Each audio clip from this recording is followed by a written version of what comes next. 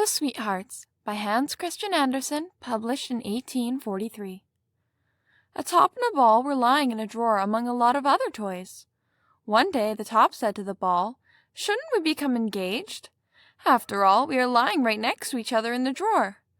But the ball, who was made of morocco leather, thought of herself as a very refined young lady, and would not even answer a question like that.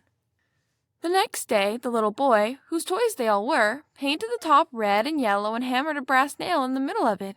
It looked marvelous when it spun. "Look at me now," called the top to the ball. "What do you say? Wouldn't we make a fine pair? You can jump and I can dance. How happy we would be together." "That's what you think," replied the ball. "Are you aware that my mother and father wear a pair of morocco slippers, and that I have a cork inside me?" "But I am of mahogany," boasted the top. "The mayor made me himself on a lathe he has in his cellar. It gave him great pleasure." "How do I know what you're saying is true?" asked the ball. "May I never be whipped into a spin again if I am lying," answered the top. "You speak well for yourself," admitted the ball, "but I have to refuse because I am almost engaged to a swallow. Every time I jump up into the air, he puts his head out of the nest and asks, 'Will you, will you?' Even though I haven't said yes, I have thought it, and that's almost the same as being engaged. But I promise that I shall never forget you." "A lot of difference that will make," growled the top, and that was the end of their conversation.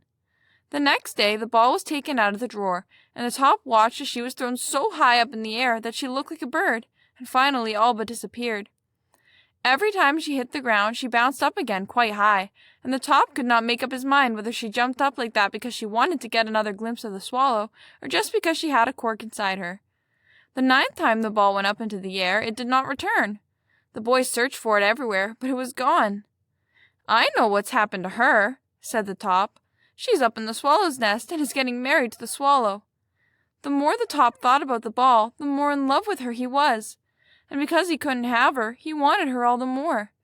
The strangest part of it was that she had preferred another.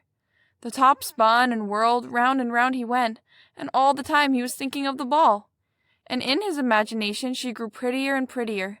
Years passed, and finally she became an old love. The top was not young any more, but then one day he was painted all over with gold paint. Now he was a golden top, and he spun and leapt up into the air. Oh, that was something! But then it sprang too high and was gone. Everyone looked for it everywhere, even in the cellar, but it was not to be found. Where was it? It had jumped into the garbage bin. There all kinds were lying. Gravel, a cabbage stalk, dirt, dust, and a lot of leaves that had fallen down from the gutter under the roof. "This is a fine place to be," thought the top. "I wonder how long my gilding will last here. What a lot of riffraff." The top glanced at the cabbage stalk and then at a funny round thing that looked like a rotten apple. But it wasn't an apple. It was the old ball who had lain for years in the gutter where the water had oozed through it. "Thank God! At last someone of one's own kind has come. Someone I need not be ashamed to talk to," said the ball, and looked at the golden top. "I was made from morocco leather by the hand of a fine young lady, and have a cork inside me. Although I admit it's hard to see it now.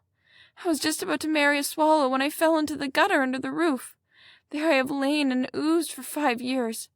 That's a long time for a young girl." The top didn't say anything.